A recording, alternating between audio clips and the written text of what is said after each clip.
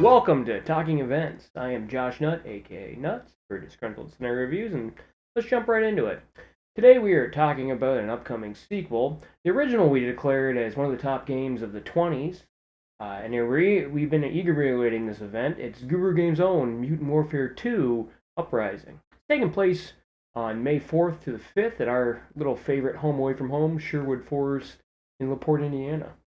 Let's explore the storyline. Continuing to tell the tale of the war-torn region of El Sherwood following the victory secured by the Dark Covenant at the first event, the very shady character General Alva, who was behind all the major weapons trades including selling of nuclear materials, has gone into hiding.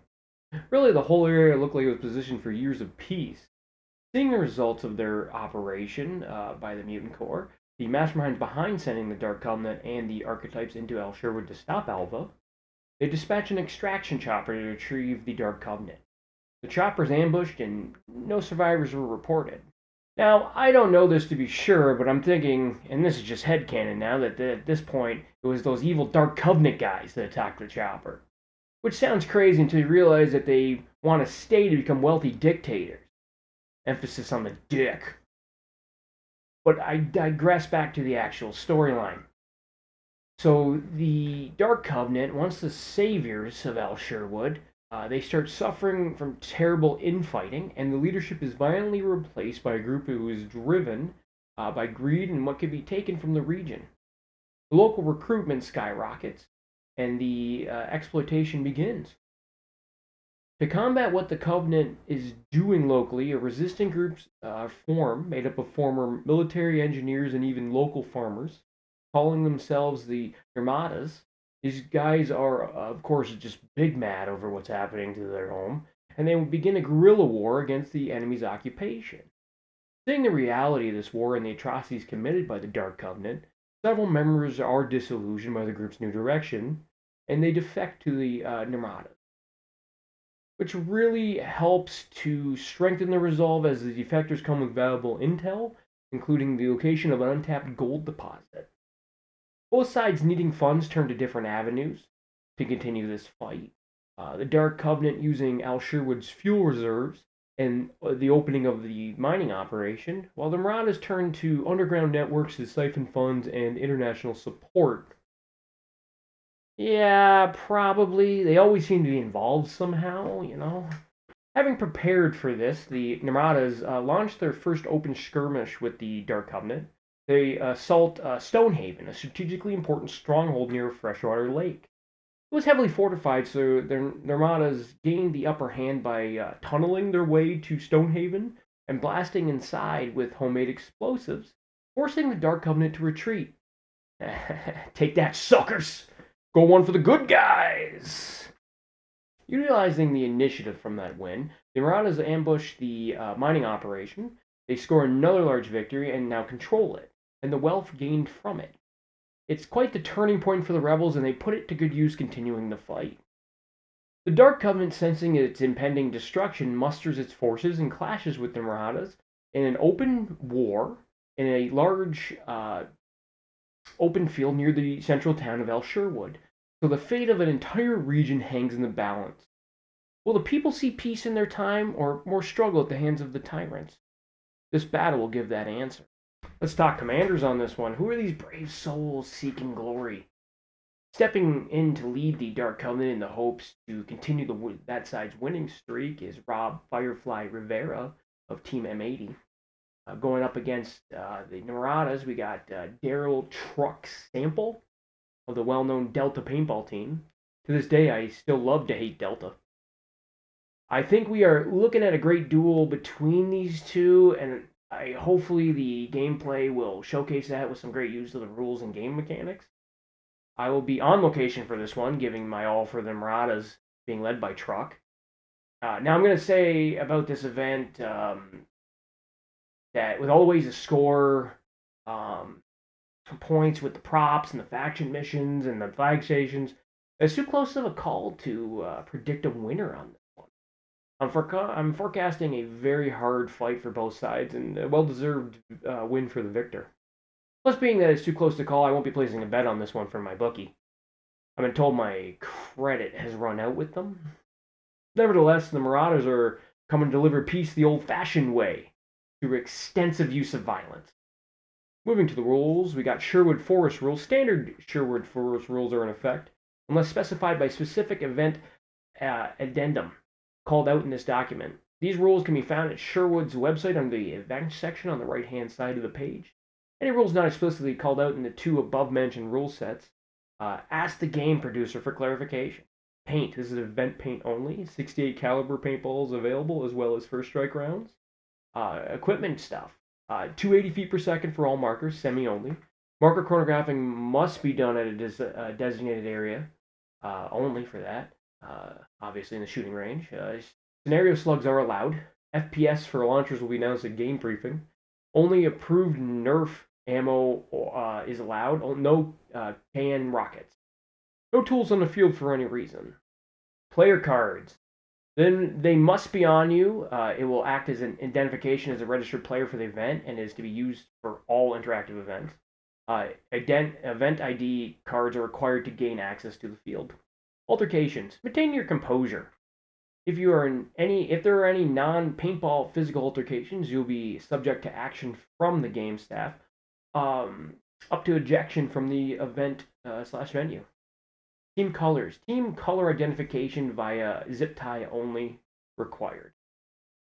Respawn. Constant reinsertion unless otherwise specified within game mechanic. Wipe hits at your base, tag up, and get back in the game. Dead man talking. For this event, once you're eliminated, raise your marker, put your barrel blocking device on the barrel, and walk back to your respawn. There's no sideline coaching or on-field coaching from the eliminated players. However, sportsmanship is okay. Surrender. To complete a surrender, you must be close enough to touch the player and have your marker pointed at them and speak surrender. Surrendering is optional. Barrel tag. If you are close enough to tap an opponent with the end of your barrel attached to your marker, there's no standalone barrels allowed. They are eliminated and must quietly and quickly exit the field and return to respawn. How to win. The money you make from collecting props or completing primary, secondary, and faction missions is how you win in this one.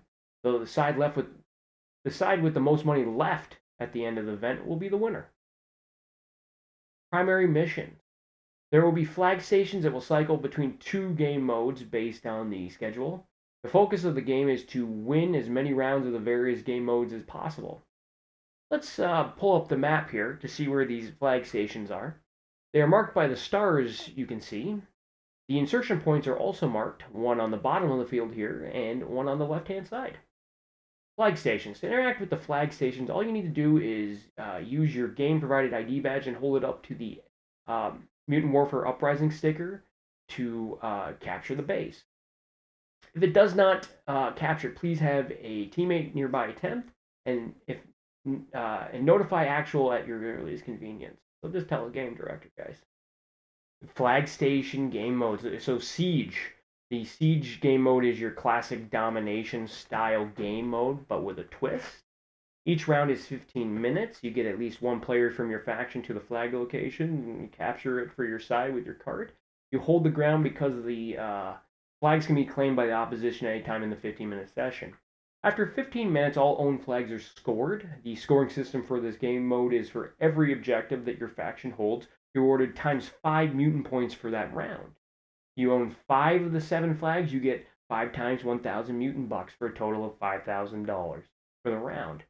If the other faction owns the other 2, they get 2,000, obviously. All it takes is one player to swipe the flag to claim it as your faction. Subsequent swipes by the same team will not add extra points for your faction. So one at a time.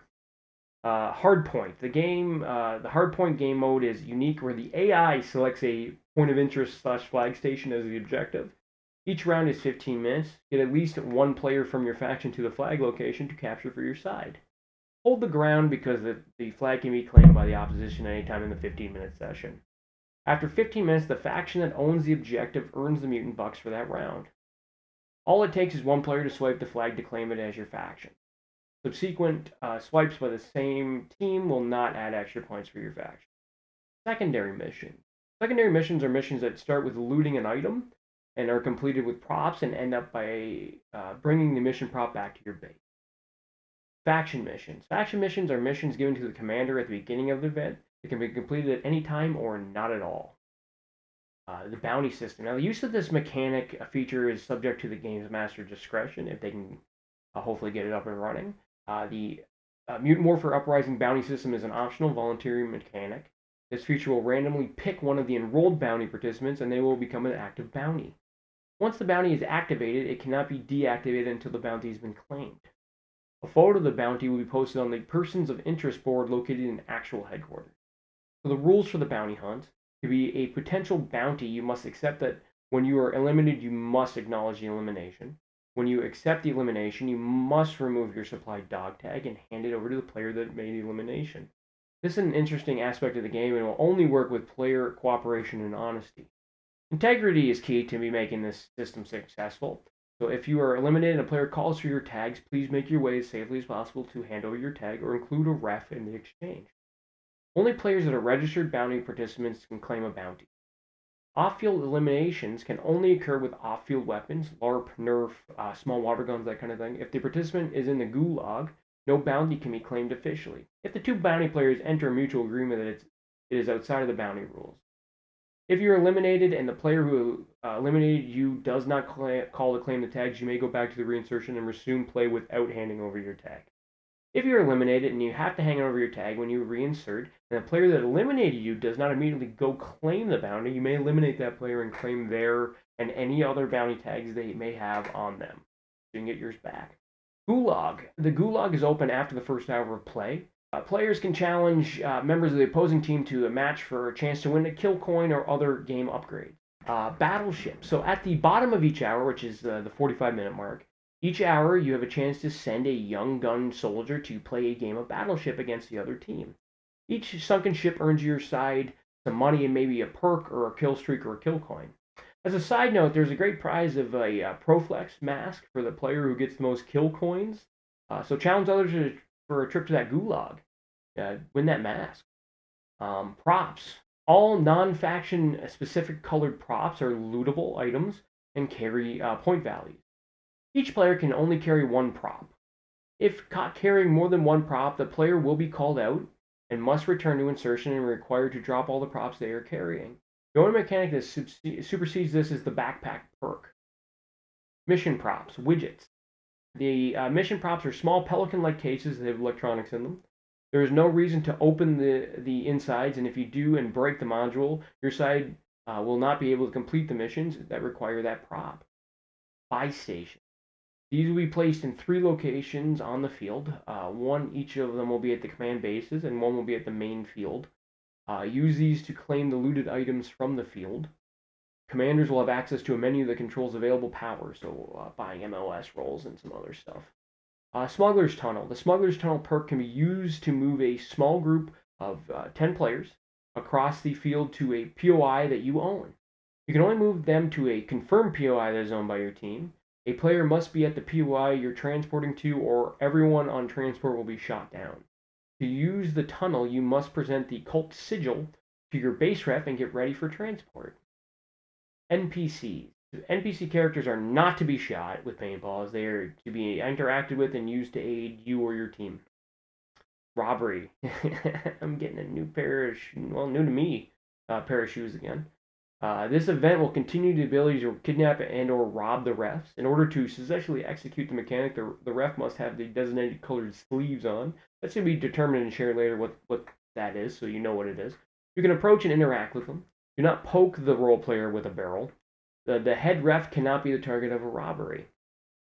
The MOS roles. The fighters, so that's your basic bottom of the line roll. It's a team colored zip tie is required. And those were put on your mask last time, on the front and back, I think. Every member of either team, there's a standard MOS. You can interact with props and capture action points. They can use rocket launchers or explosive materials or the Predator missiles. They can be eliminated by standard paintball methods. The revivers, these are your medics. Their white-colored zip tie is required. An upgraded fighter. This MOS allows the person upgraded to heal any player on the field from all hits, excluding any shot above the neck. So headshots, you're headed back. Can be eliminated by standard paintball methods Only 3 can be available, so I'd say commanders choose wisely on that one. The Arms Dealer. This MOS allows the player upgraded to repair any structure, vehicle, bunker, or building that has been destroyed by a rocket launcher, C4, or another destructive method. Vehicle Operator. It's a green colored zip tie is required. This MOS allows the person upgraded the ability to fly planes or operate tank vehicles. Only 2 can be purchased by a commander. Asset can give more if they choose. Cannot pick up props or capture objectives while in flight or transport. The kill streak, a little extra out here for you. Predator missiles. With this kill streak, the commander can select a location on the field and eliminate all players within a 25-foot radius of where it lands. Players from both teams are immediately eliminated and must head back to the base. Last time it was like a football you tossed. So we'll see what it is this time. It's probably the same. Spy plane, the UAV. This kill streak awards a single player the ability to walk around as a plane without a marker or any other way to eliminate the opposition and get recon and enemy positions. They're allowed to fly around for 10 minutes unless eliminated by scenario slug. Cannot pick up props or interact with flags. Chopper gunner, little death from above. The attack chopper will be live for 10 minutes to start once the player is in the harness, steps foot on the field. Can only be eliminated by scenario slug. 2 hits, one first to disable, second to destroy, or counter chopper via your standard paintball methods. There are maximum 2 players allowed, and that is the pilot gunner. The gunner who can have a marker as much pain as they can carry. Once time is up or eliminated, they must disengage immediately and return to base. They cannot pick up props or interact with flags. Ooh, the juggernauts. I hate these guys. This awards 1 player to go on the field as the juggernaut. There can only be 1 juggernaut spawned at a time, regardless what faction spawns it. Juggernaut is live for 10 minutes. They must only carry a mechanical marker. They must have proof of a juggernaut ability, so the juggernaut cola or our other event approved method, so they'll let you know what that is, on them while in play. They cannot full sprint. They cannot go past the opposing team's 30-yard marker, which is determined by game staff. I think there's an accompanying ref with you. The Juggernaut cannot be eliminated by paintballs, first strikes, or Havoc Law Rocket. They can be destroyed by purchased demolition materials, 2 scenario slug hits, or a direct attack from a Predator missile. Cannot pick up props or interact with flags. Once again, this is looking like a great one. I've been counting down the days since we played it in the beginning of October. It was going to be another one, so I started squirreling away the dollars to be able to go stateside again to enjoy this. Yeah, I am super excited for this event and cannot wait. Guru Games puts on a good one. Matt Walton, he does a great job. His first showing was, or first production was a hell of a showing. So really look into this one if you got time to. If you're in the area in the Midwest, check it out.